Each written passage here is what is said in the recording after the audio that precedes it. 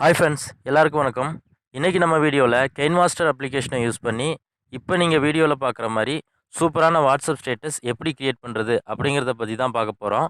வீடியோவை ஸ்கிப் பண்ணாமல் ஃபுல்லாக பாருங்கள், அப்போ தான் உங்களுக்கு புரியும். இந்த வீடியோவுக்கு யூஸ் பண்ணியிருக்கிற டெம்ப்ளேட் எல்லாமே டிஸ்கிரிப்ஷனில் இருக்குது, தேவைன்னா டவுன்லோட் பண்ணி யூஸ் பண்ணிக்கோங்க. வீடியோக்குள்ளே போகிறதுக்கு முன்னாடி நம்ம சேனலை இன்னும் சப்ஸ்கிரைப் பண்ணலன்னா சப்ஸ்கிரைப் பண்ணிக்கோங்க.